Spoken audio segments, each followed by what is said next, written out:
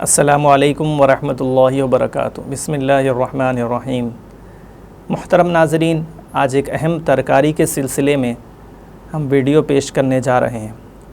ترکاری کا نام ہے مشروم، جس کو عرف میں کھمبی بھی کہا جاتا ہے۔ یہ نباتات میں سے ہے۔ یہ چربی جیسی ایک چیز ہوتی ہے اور برسات کے موسم میں رینی سیزن میں خود سے پیدا ہوتی ہے۔ عربی میں اس کو حشم الارض یعنی زمین کی چربی کہا جاتا ہے، اور سائنسی زبان میں اور انگلش میں اس کو مشروم کہا جاتا ہے، جو ایک فنگس سے پیدا ہونے والی ترکاری ہے۔ یہ نہ تو پودا ہے سائنسی حساب سے اور نہ کوئی جانور ہے۔ محترم ناظرین، اس کی کئی قسمیں ہیں، کچھ کھائی جاتی ہیں اور کچھ زہریلی بھی ہوتی ہیں۔ ہمارے ملک میں عام طور پر بٹن مشروم، اوسٹر مشروم اور ملکی مشروم آسانی سے دستیاب ہوتی ہیں، مارکیٹس وغیرہ میں مل جاتی ہیں۔ سوال یہاں پر یہ ہے کہ کیا مشروم کا کھانا جائز ہے، اس کی فارمنگ کرنا، اس کی کھیتی کرنا جائز ہے یا نہیں ہے۔ محترم ناظرین، کتب احادیث میں طب و رقاء کے تحت کئی مختلف حدیثیں مشروم کے سلسلے میں بھی آئی ہیں، جیسا کہ ایک روایت میں ہے، نبی کریم صلی اللہ علیہ وسلم نے ارشاد فرمایا، کھمبی یعنی مشروم من کی ایک قسم ہے، یعنی خودرو ہے، اور اس کا پانی آنکھ کے لیے شفا ہے۔ اب اس سے یہ پتہ چلا اس کہ آپ صلی اللہ علیہ وسلم نے مشروم کے بارے میں بیان فرمایا۔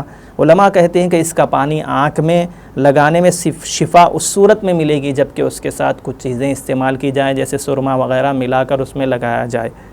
بعض علماء کہتے ہیں کہ ایسا نہیں ہے، بلکہ حدیث میں صرف مشروم کے بارے میں یہ بات کہی گئی ہے، تو صرف اگر مشروم کا پانی بھی آنکھ میں ڈالا جائے تو اس سے شفا مل سکتی ہے۔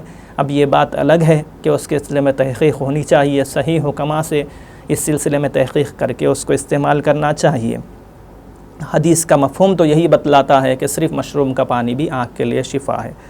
اب ایک سوال یہاں پر حدیث کے حساب سے یہ پیدا ہو سکتا ہے کہ حدیث میں مشروم کے لیے من کا لفظ استعمال ہوا ہے، جو بنی اسرائیل پر ایک خاص غذا اترتی تھی، من و سلوہ، اس میں سے من۔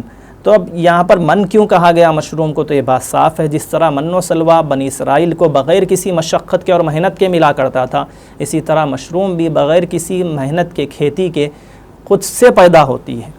اب یہ بات الگ ہے کہ آج کل اس کی فارمنگ بھی ہو رہی ہے۔ یہاں پر ایک ڈاؤٹ کو کلیئر کرنا، شبہے کا ازالہ کرنا بہت ضروری ہے۔ بعض لوگ یہ سمجھتے ہیں کہ کھمبی مشروم جو ہے یہ ایک سانپ کی چھتری ہے۔ بعض لوگ اس کو کتے کی چھتری بھی کہتے ہیں اور کہتے ہیں کہ یہ کتے کے پیشاب کرنے کی جگہ سے پیدا ہوتی ہے۔ اس شبہے کا ازالہ اس طرح ہے کہ یہ بات بالکل بے بنیاد ہے، اس کی کوئی اصل نہیں ہے، بلکہ ایک ایسی نباتات میں سے ہے، بلکہ ایک ایسی ترکاری ہے جس کے اندر پروٹینز بھی ہے، فائبر بھی ہے، وٹامن بی بھی ہے اور کئی معدنیات ہیں۔ بہت ہی اچھی ترکاری ہے، حلال ہے اس کا استعمال کرنا، اور اس کی فارمنگ کرنا بھی جائز ہے۔ اللہ تبارک و تعالی ہمارے لیے آسانی عطا فرمائے۔ جزاکم اللہ خیر۔